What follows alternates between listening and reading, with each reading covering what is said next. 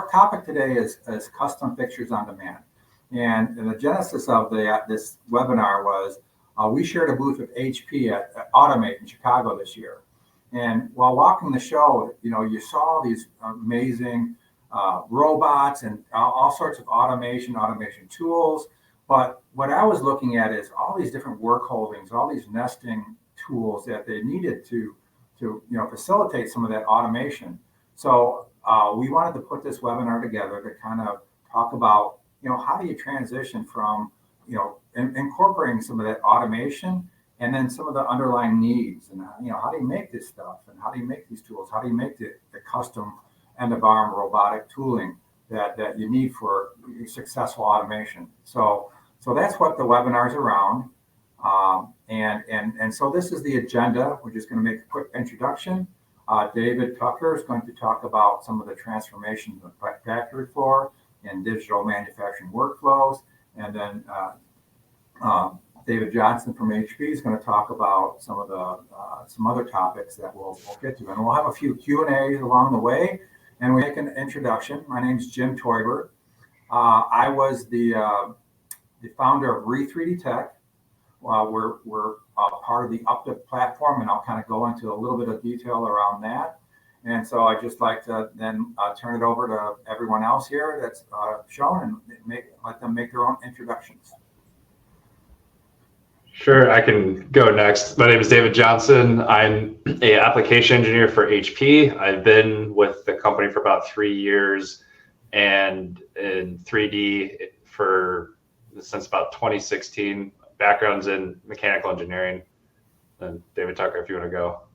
Yeah, I'm David Tucker with MasterGraphics. My background is in traditional manufacturing and in digital manufacturing. And I like to really say that I focus on human-centered new technology adoption. So I like to make things, and I like to bring new technology into the fold, and accept the challenge of how does new technology change the way that we work and change the way that we make things. And that's what we're going to try to focus on a little bit of that today. Perfect. I'll introduce myself real quick. Kevin Carr, President MasterGraphics. We support UPTIVE in regards to many of their 3D print equipment. That's kind of our specialty. So I'm the least important on this call, and I'm here to monitor kind of the chat and Q&A. So I know it's always harder when we're doing this kind of virtually, but please make it interactive. If you have any questions, comments, throw them in the queue or the Q&A or the chat, and I'll try to bring it to the attention of the presenter so they can focus on what they're doing. So welcome, everyone. Thank you, guys. So we'll just go to the quick overview of UPTIVE. So like I said before, I was the founder of Re3D Tech. Our main focus was additive manufacturing or 3D printing. So we have two, focused technologies, Markforged, and our biggest, we're the second largest fleet of HP MJF printers in the country right now. But so we are now part of a manufacturing platform called UPTIVE. And it's comprised currently of 4 different companies. So it's Re3D Tech, GoProto, Phoenix Prototype, and Stanford Feld Machining. So what I'm excited about now is we can do kind of that cradle to grave kind of workflow with our customers. So when it was just Re3D Tech, all we could really talk about was, additive manufacturing, maybe looking at some applications, seeing if it was a good fit for production or just some prototyping work. And then when companies transition then to the next step in some of these applications into tooling or high volume CNC work, we were just kind of wave goodbye, and hopefully we talk to them again when they had a different application that we work on. But now we have not only CNC facility in New York State and our injection molding facility in Michigan, we also have an extensive network of manufacturing partners domestically and overseas. So we pretty much cover the gambit in terms of our capabilities and really looking at an application, understanding what the yearly utilization is and what's the best material path and what does that application need for success, right? And then we can really line up a lot of those different, that product lifecycle management, right? We can talk about prototyping as we're lining up the tooling quotes and all those kind of things. So that's kind of what UPTIVE's all about now. And but I just wanted to give a quick overview. So I'm going to pass the presentation over to David Tucker, and he's going to talk about enabling how 3D printing is an enabling technology innovations. Cool. And so, as promised, we'll talk a little bit about technology. I believe that additive manufacturing is more than just a manufacturing process. It's an enabling technology that enables innovation, that gives new capabilities to the users that actually try it, use it, integrate it into their solutions. I always get a question of like, well, what are enabling technologies? And so as a lover of tools, I have lots of tools I use, and I think that tools are a good representation of commercialized technology. We can take a walk through history and see how tools have evolved and changed over time. Going from technologies like aluminum casting, which was at one time a lightweight tool, which we wouldn't call that lightweight anymore, to plastic adoption with PCABS blends, things that were like really at the time shock absorbing. Definitely lightweight. The form factor wasn't very good with these, and then to the adoption of cordless technologies, rechargeable batteries. And when these things first came out, I mean, they didn't last very long, but you didn't have a cord, right? So it enabled certain applications. I believe that additive manufacturing is inside of this enabling technology category, meaning we can use it to replicate and duplicate things, but if we really look at like what it does for our users and what it does for our business, we can solve some pretty significant challenges. And really re-envision our actual products. And so I have put together a list of other enabling technologies, and they're typically things that after they get adopted just kind of disappear and you take them for granted, right? Things like elevators. I think elevators, it's like, well, that completely changed the way that we design buildings, interact with buildings.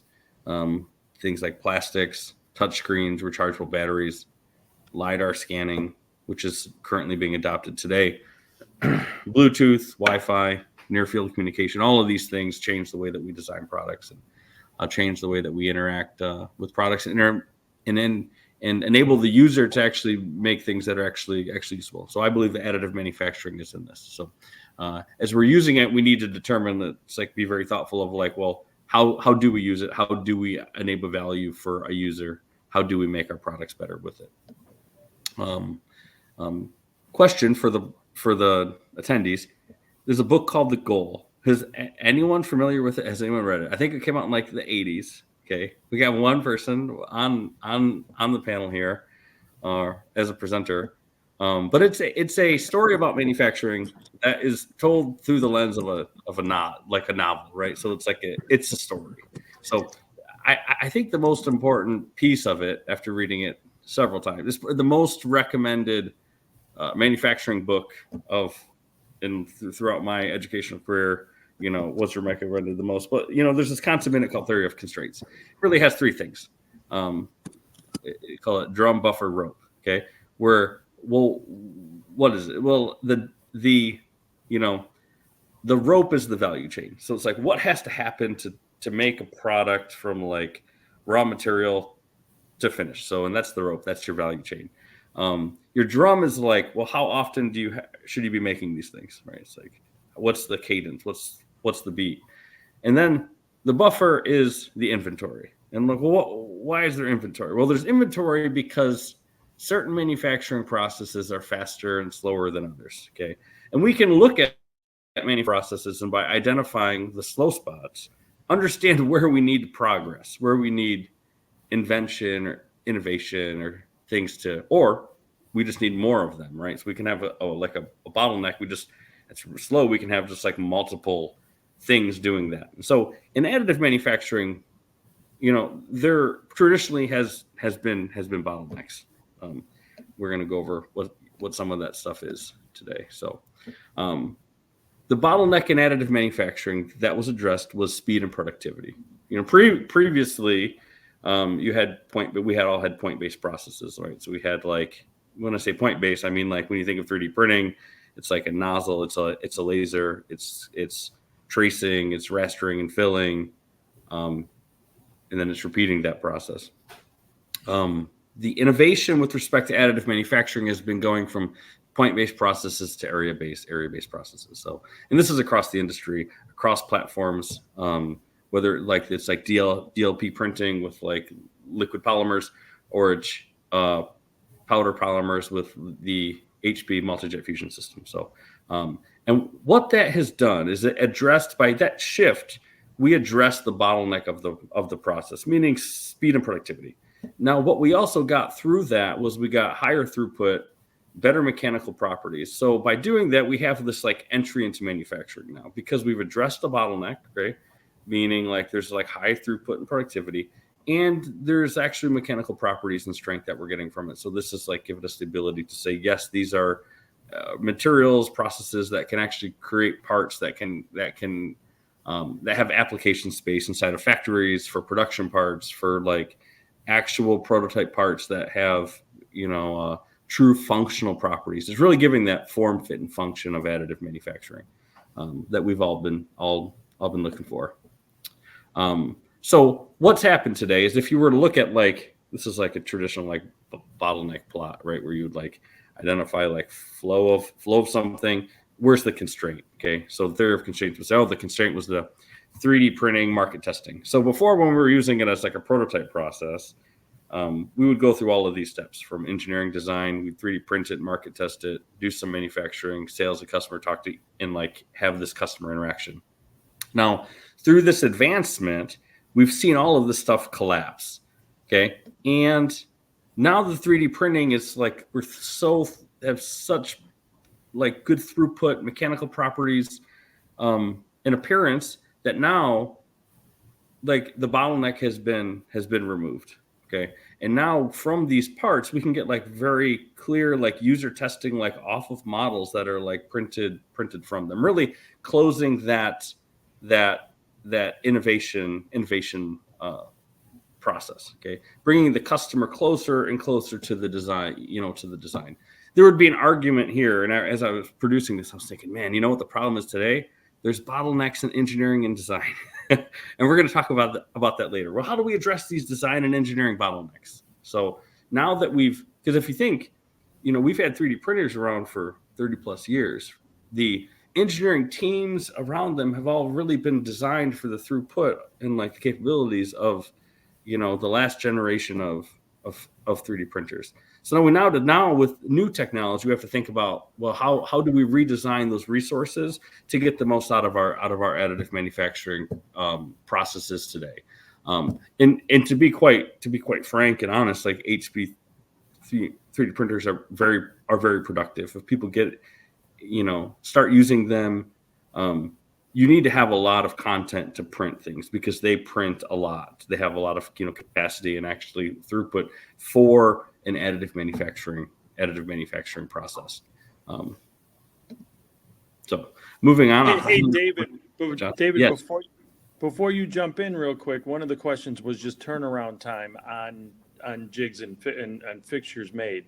So I think kind of what you're talking about, the compression of that, I think some of that might be towards UPTIVE. But just maybe before you get to this slide or the next one, keep that in mind, just kind of giving real world examples of time frames, because that's what we're talking about, is compressing that, right? Yeah. Well, if we were to go, going back to the, like what was happening before, right, is if we wanted to make a jig and fixture, right, like making a full batch out of a point-based SLS process, could take upwards of like 24 to 30 hours, right, to be able to produce this. And that's been accelerated to where the actual manufacturing of time of that is like less than 12. So it's like a double, speed and productivity gain where we're at today, which is why it's like the representation of like, oh, there's like a removed bottleneck of that process that is leading to that speed and productivity.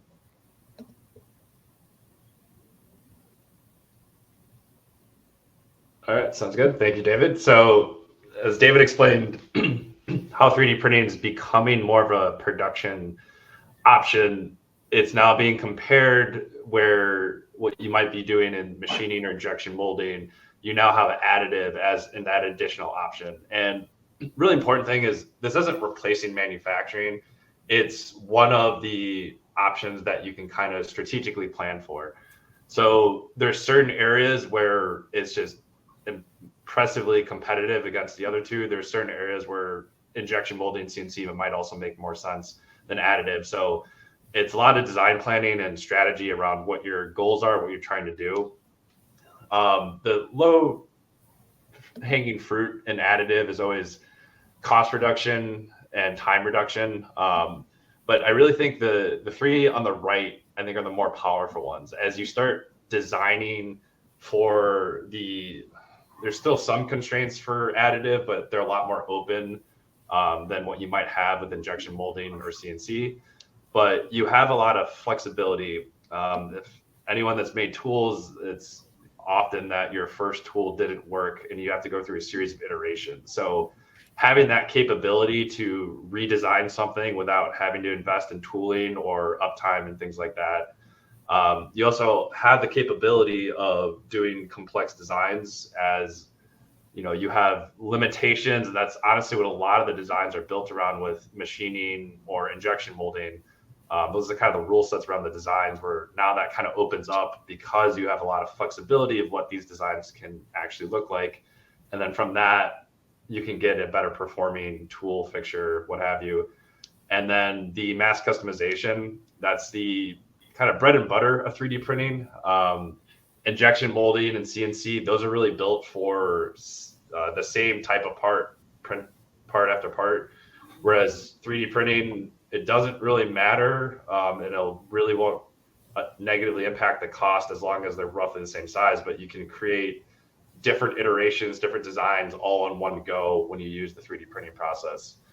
So from and then here, David, I just wanted to jump in and make a quick point. What we're seeing too is that there's need out there, right? But it's not always for 1 million units or something. So what we're really seeing a lot of times is we're enabling a lot of applications for products that really didn't fit well in the traditional manufacturing footprint, right? It was just the volume was too low, maybe the functionality or the complexity. Once you design it for traditional, it just lost some of its value. So we're seeing that, we're starting to make end use applications, end use products additively, where we didn't see that even 5 years ago, right? It was you didn't have the throughput, you couldn't drive down the part cost to really make it viable, but we're really starting to see that get a lot of traction. Yeah, absolutely. And just the openness of the design, I always like to talk about, there's that one spirally part under time reduction. So that is a tool to reorient a can as it's going down a line. Incredibly complex part that'd be super difficult to do in injection molding or CNC. Relatively simple as long as you have that design ready to go and print. So that's kind of the things that we're talking about as you find better performance from a more complex design. Additive kind of opens up that concept. And one area that often happens is when you're going through production, tooling design may not have ever been a concept, or you find out as you're going through manufacturing that tooling might actually be helpful for the entire production flow. So Jim, these are actual tools that you did for production for 3D printing lines that or 3D printing production parts that you've been doing. You want to talk through some of these? Yeah, so we have some of these here, just wanted to take some pictures, but also just kind of walk you through why we needed to do what we did. So as we're making end use applications, end use parts, a lot of them, one of our primary things we do is put heat set inserts in, right? So a lot of times we were having people just holding things and like that, we're not getting the right angle in. We really need to up our game in terms of how we need to install the post-processing hardware or cleaning parts or installing heat set inserts. So we had some rudimentary kind of fixturing that we did, so we could just have the parts held in place without them sliding around on a workbench. And then another one of this part, so like I said in a LinkedIn video I did, this is like a super secret part, so we can't show the actual part, but you can tell by the complexity of the work holding, how we had to design this just manually with our CAD program, and it was kind of clunky. It wasn't really, it worked, but it wasn't as quick and elegant as the solutions we have now. So the need for this is if you can see these two little areas here of this part, we had these little wings that we're trying to install heat set inserts, and we had a lot of breakage during that installation process. So just creating this tool, I mean, the cost of this tool is it's like 100 times we recouped the cost of just making this by all the breakage that we were experiencing that we're not now, because we have something that's stable and something that's really able to hold the part in place while we're working on it, right? So that's just some of the applications that we've used internally here that we've made. But now we're going through Automate, talking with Kevin and MasterGraphics, really evaluating some of the tools that are out there. This is the next things we'd like to talk about, what we're able to do. All right, thank you, Jim. So as more people start utilizing additive as an option, you start really seeing this expand onto the factory floor in a lot of different ways. That's actually one of my favorite things, is coming back to a customer about 6 months after they brought in a system, and you can just see parts all over the place where it was a great fit. A lot of times, there's good collaboration with any type of machining facility within that company. They're able to outsource a lot of the complex designs that ultimately would be a huge pain for them to handle, but for a 3D printer, it's super easy for them to justify it. So these are all different examples of the type of jigs, fixtures that you typically see on a factory floor. Just for the time's sake, I want to move to the next section. So if there are any questions on these, we can always throw in the Q&A. Hey, David, real quick, though, I will throw two out there. One was, in Jim, this might be for you since you're showing some representation, just overall size of fixtures you can do. And then, so just kind of what are the size fixtures you're seeing being used? And then there was another one about surface finish. I think it was more in particular to injection mold and compression mold tools, but maybe you can address that size and surface finish, the ability that UPTIVE and others have to do now. So real quick, so we don't be mindful of time. The HP build envelope is 15 by 11.2 by 15. That's one solid part. But we're going to be showing you some of the software that will enable you to make work holdings for much bigger parts, because it's a modular system where you don't have to make a completely mating part to hold that application in place. You can have corners or the middle of the part. So it will actually take into account your workspace, right? If you have a pegboard or some other CMM, work holding table, the software will actually take that into account and design in, pegs or a way to fasten those work holdings for that part in your workspace. So it's really it's a great tool, and we'll address more of that on size during the presentation of the software. Yeah, and I can handle the one on the surface finish. So the surface finish off the printer, which I'll call a raw part, is a bit rougher than what you would see as a final injection molded part. There would be additional secondary processing to get it closer to that type of finish. The most common one we typically see is a process called vapor smoothing, where it's using a chemical to kind of melt that outside particles to smooth it out. You have a part like that, it's relatively close, but really the good combination is adding some type of texturing on the actual 3D model plus that vapor smoothing process. You get a really good finish, and done well, it's difficult to see that it's 3D printed versus injection molding. So that's kind of the additional steps we need to get closer and closer to that type of finish.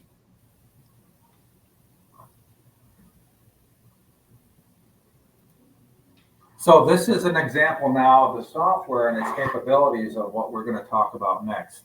So, as you can see, this part, it's a housing for a handheld tool.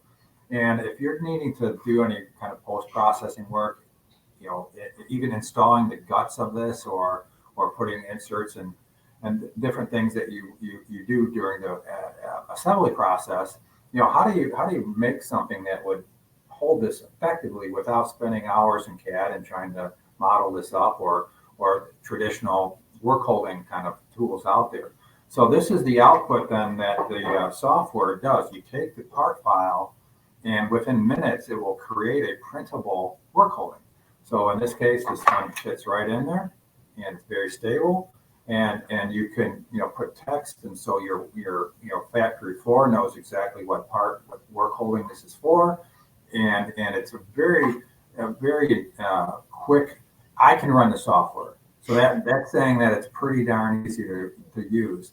So we're very excited about what this even is bringing in internally, right? So it's not only about just work holdings. It's about like go no go gauges. So we're manufacturing end use parts, so we can actually take a part that we're printing, print a go no go gauge at the same time we're making the parts, qualify that gauge with our scanning equipment, make sure it's within tolerance, and then we have a quick way to to qualify all those parts without going through and throwing calipers or scanning each one individually. So, David, we can, you can talk now a little bit about the Fixture Make software. Yeah. So if you think about the way that this would previously work, right? You'd work inside a factory, where maybe you're an engineer, maybe you know CAD, maybe you don't know CAD, right? And even as someone who knows CAD, okay, having working somewhere doesn't guarantee that you get a CAD license to actually make your own parts, right? So, CAD licenses are expensive, and and their 3D printers may be ubiquitous in offices now, both on the maker end and with the productivity of an MJF system. The adoptions is great. So previously, it's like, well, if I need to make a fixture, either I'm going to find someone who knows CAD to make the CAD for the fixture, or probably going to hire out a third party service, that does this, right? That takes it to where it's like, well, is it worth it for the fixture? Do I really need this fixture, right? So there's a little bit of like questioning there. And I believe with like the ubiquitousness of like additive manufacturing and how the costs have come down over the last 10 years, that we're seeing this new approach.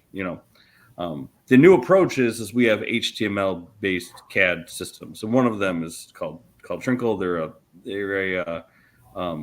They have a cloud based HTML based CAD software, and they have a product called Fixture Mate. I happen to love it. I think it's great, and for a couple of reasons. To use it, you have to have internet connection, and you have to have some sort of starting CAD. I do believe you need a little bit of like CAD knowledge, but you don't need to be a CAD user.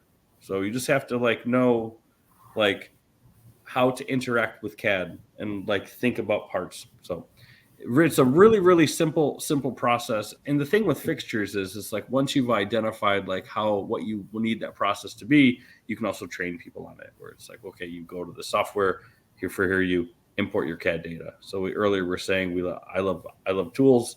So we start with a drill body. So then you define your base plate. This goes back to what Jim was saying earlier. So in your base plate, you can say, well, I want to 3D print it, or I have standard things inside of my office, right? Maybe they're like a steel plate that has a pre-drill hole at certain dimensions. Maybe it's just a piece of wood, okay? And I can identify. It's like, no, I want it on a base plate. The next part is you generate structures. So in the program, you identify I need to hold something here. I need to hold something here. Okay. You then create the negative, or you do the Boolean operation, right? Where it's like I'm going to subtract this piece from that piece, and I'm going to get what's left over there. A lot of people, to be honest, even as a CAD user, jumping into a CAD program, doing a Boolean operation requires that CAD muscle memory of how to do the operation. And then the next one is I add standard components. Maybe I need some sort of Destaco clamp or something to hold the piece down, or some sort of clamping mechanism. And then from that program, I export an STL file, and it's ready for the 3D printing process. And it'll export one STL file if I print the base plate, or it will export the different different pieces in it, different feet. I think someone inside of Jim Fields called them feet inside the chat here. It'll print the feet, right? So it's like print the the parts of the fixture that need to be printed, that can be assembled, screwed onto a base plate, attached on, bolted on if they're like standard components inside of your factory, or just print the whole thing. And the goal of this is truly into that direction of like the democratization of like CAD. So when we're talking about like, enabling technologies earlier, in my head, 3D printing now is more like Wi-Fi inside of a factory, right? Like everyone has Wi-Fi. Early days of Wi-Fi, if you needed to set it up, you needed an IT administrator, needed an expert that came there. And that's like the analogy of that is, it's like analogous to like your CAD department. If I made a fixture, I need a CAD department, I need a procurement department. Well, there's now tools that have like democratized that. So to set up Wi-Fi inside of your factory, we don't need experts anymore, right? It's pretty usable. To produce fixtures inside of your factory, we don't need CAD. It's pretty usable. And it's getting easier and easier as we look at the entire user experience of making fixtures and bring kind of all those solutions inclusive into a standard environment. All right, so now we're going to transition to David Johnson again, and some of the future state of digital manufacturing. Yeah, thank you, Jim. So as you saw what David Tucker went through, that's kind of what's available now. This is what is coming soon, to be determined when exactly that is. I'm not 100% sure. Utilizing AI in this type of environment. So I have right here a example, as I'm sure a lot of people have seen, with like the text to picture format. This is using a program called Midjourney. It's a free picture format. And really important is seeing from March 22nd with the prompt of woman laughing with a salad, a year later, you can see how much that this program has advanced. I show this because we are kind of at the earlier stages of the same concept, but we're taking text to 3D. We've been working with a company called NVIDIA on this concept, and a few of our customers and product manufacturers like TechPrint that does eyewear have kind of taken this concept and finding ways to utilize it within their own products. So this is something that is similar to what David's talking about, where you don't really need a background or a heavy expertise in design to start creating these tools and fixtures. We can get to the point of something like treacle, or even something, if you need something simple, being able to create it by text and then doing potential minor adjustments to get to that final part. But these are examples of what we're seeing it now. So you're able to do a geometry from the text, but also color mapping, which for those of you who have design experience is pretty incredible with it being able to do that so quickly. We presented this concept with NVIDIA at their GTC conference. So these are actual examples of texts that were prompted into a 3D model in color and then printed with HP's technology. So it's going to be a very exciting future to see what type of role that can play in manufacturing. I always tell people that a lot of designers don't usually have open bandwidth to work on things like this. So a lot of these ideas can come from the production floor, have a path to actually get utilized to something that could be 3D printed and put into production rather quickly. Like this is natural language design, right? This is like you saying, oh, I want this, I need this thing. What is, and getting a 3D file from it. So if you think where we're at today, right? Well, it's like we went from CAD to like HTML-based cloud design that's more democratized, then but you still need to know a little bit of CAD smarts, right? It's like how to rotate a part and do, stuff like that.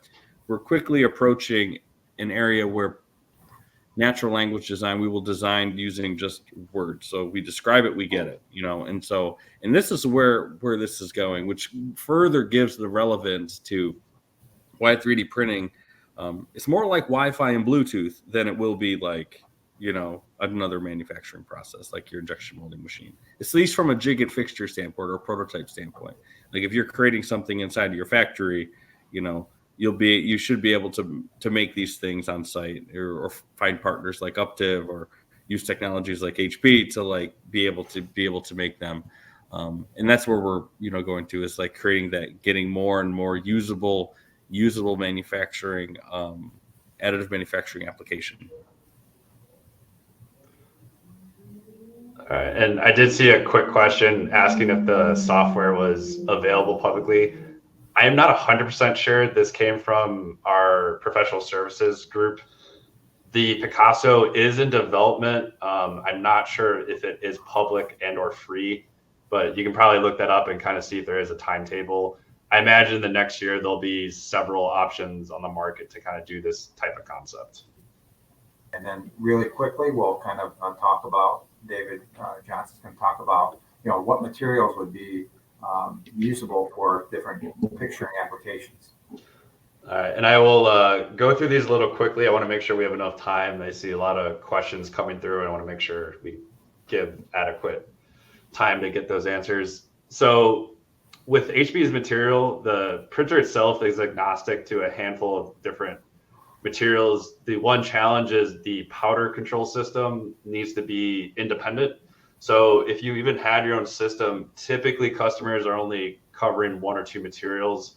One big advantage of working with a company like UPTIVE is they have an entire fleet of different options. So even if you do have technology in-house now and you want to try a different material, using them is a really good method rather than trying to evaluate an additional processing station to bring on. So I broke it up into three different categories. The first is rigid materials. So about 80% of our customer base utilizes PA12 or nylon 12. That's usually a really good place to start if you're not really sure of the design or anything like that you would get from something like Trinkle. It kind of gives a good middle point on our stress strain capabilities of the three rigid materials, which is nylon 12 with glass beads, and nylon 11. Going to nylon 12 with glass beads, you have a bit more stiffer capability. So something where you need a strong fixture, this would be a good option. The heat deflection is a little bit higher as well. So if the temperature is a bit higher in contact with higher thermal stress, that would be a good option. And then looking towards nylon 11, you have a lot more flexibility capability in the design. So these are things that are perfect for like snap fit, bending motion, anything that there might be some type of integration of two separate parts. This is a good material choice to go from. Moving to elastomers, UPTIVE has TPU and TPA. These are, I think, an area that's going to be more progressive because of the capability to do things like latticing and really unique designs. For tools and fixtures, they're going to be perfect for anything that you want to be careful of the surface, whether it might be a finished product or safety measure. Example of this part right here on the bottom right, that is a holding fixture for about, I think, 260-foot wind turbine blade. So when they're going through manufacturing, they have to move it from horizontal and vertical a handful of different times. So this gives it a little bit of a buffer, protects the surface itself, and also protects anyone that is working with it. So that is something that the Trinkle software can easily pull through quickly. And on the left, you can kind of see a handle. That's something that you can also do an add-on for any type of tools that you use consistently to make it more user-friendly, but also have a kind of protection around things like corners or anything that could cause a safety concern. The last material is polypropylene. This will be for applications that require a little more chemical rinse, and there might be interactions with the product or the process on the floor where that's going to be really important. Polypropylene is also heavily utilized in several different manufacturing industries. So the thing I love about polypropylene, and I think someone had a statement where you can kind of put feet or where the component of complexity needs to be on a standard general part, this polypropylene can be able to basically attach itself to a sheet of polypropylene or a standard design using ultrasonic welding. It will weld straight to it with a good design. So it's something that you can have those quick add-ons instead of just printing a complex shape. You can print a generic shape and add that complexity by the 3D printed parts that you can attach to it. Okay, so we're gonna move to questions. Kevin, I saw a handful of them come through there. If you want to go through them. I can quarterback them. In fact, here people know the technology. Aaron asked the difference between the MJF strength strength material compared to Markforged's carbon fiber material. Jim, maybe that's yours. Like, again, just comparing the strength of MJS versus Markforged. Right. So, we have two big fleets of both of those technologies, right? And it depends on, it's all application driven, right? You can get an incredibly strong part off of Markforged with carbon fiber or continuous fiber reinforcement. But we have to understand what the application, where those stresses are in that part to design, because the fibers are laid down in the XY. So if the part's being pulled apart, well, that fiber is not going to do any kind of reinforcement. So you have to print it to offset those the forces that are being applied to that fixture or the soft jaw. And the HP material, it's a fully dense part. So it depends on, it's very, very driven by the application's needs, right?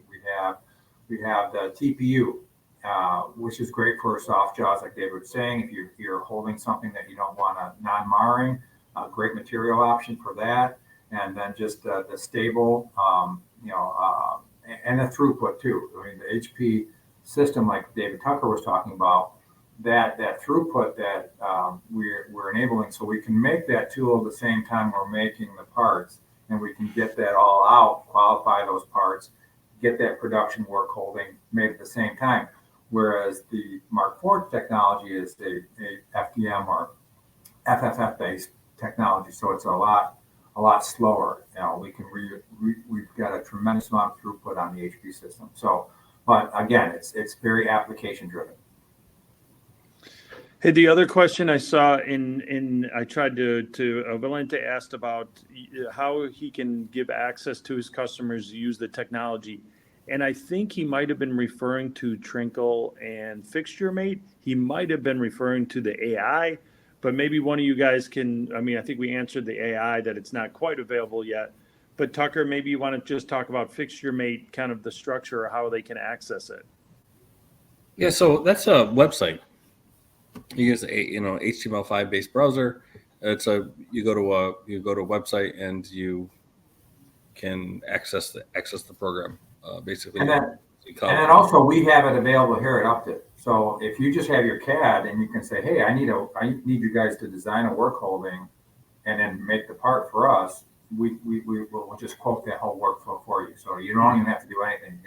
You have a CAD, a part you need a work holding for, we'll have a discussion, understand the needs around that. Is it a welding fixture? Is it does it need to be very robust, very strong? Once we understand that, we can quickly design a work holding for that, print it, get it to you quickly. And that's another one we can send out. We have a tutorial web landing page that kind of walks you through how to do it, how to log in, gives you some training and some other things. So that's something we can definitely help if you reached out to us. Yeah, because actually, right, Kevin, the output of Trinkle is a printable file, yeah. Right? So even if you work with, directly with the software, even if a company had that in-house or accessed it through you guys, they would get a printable file, and then they could just send that fixture that they designed to us to print if they needed to do that, right? So, because some people have internal capabilities, they might need just to design the file that we can just help them design, and then they would use that internally, or we could make the parts for them also. I think unless David Johnson, you see any other questions, I don't see anyone that we haven't really answered. I know there was something about the compute cost, but the other ones I kind of answered. Did I miss any questions, or anyone browse through those questions and have any other input? There was one incorporating use of robot integration into the larger vision and plan. I'm assuming the potential like interaction or end of arm tooling, and if there's any clarification on that. Well, I mean, so we were looking at it, automate. Industries across the board are trying to introduce automation so they can be competitive.